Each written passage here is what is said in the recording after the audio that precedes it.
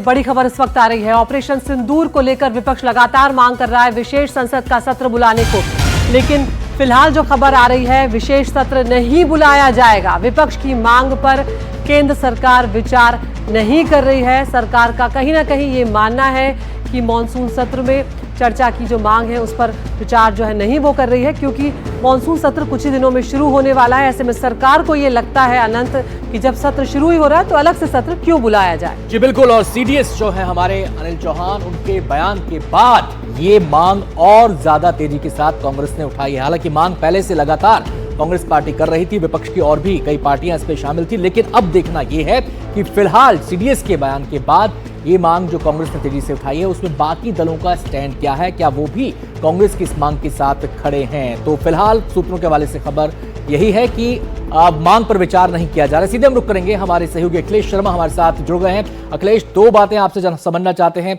विशेष सत्र की मांग के जरिए कांग्रेस क्या संदेश देना चाहती है, टारगेट ऑडियंस उसका क्या है? दूसरी बात, कांग्रेस के साथ क्या सभी विपक्षी दल खड़े हैं या फिर कांग्रेस अकेले ही ये मांग कर रही है? देखिए, कांग्रेस पार्टी की ओर से मांग की जा रही थी, इसमें कुछ अन्य सहयोगी विपक्षी दल जो हैं वो भी शामिल थे।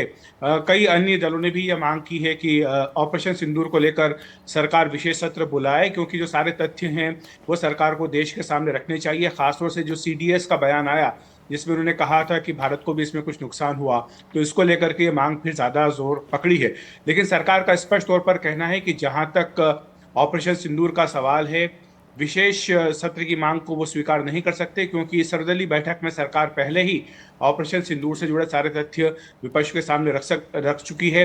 जहां तक देश की जनता को जानकारी देने का सवाल है, सेना की ओर से बार बार इस पर प्रेस कॉन्फ्रेंस की गई डीजीएमओ की ओर से, जिसमें के सारे तथ्य देश की जनता के सामने रख दिए गए हैं, और इसलिए अब इस पर विशेष सत्र बुलाने की मांग का कोई औचित्य नहीं है।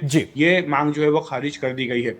साथ ही ये भी कहा गया था जयराम रमेश की ओर से कि जो आपातकाल के 50 वर्ष पूरे हो रहे हैं 25-26 जून को, उस पर भी सरकार एक विशेष सत्र बुला सकती है। इसको भी खारिज किया है सरकारी सूत्रों ने। उन्होंने कहा कि आपातकाल के ऊपर विशेष सत्र बुलाने का कोई प्रस्ताव नहीं है।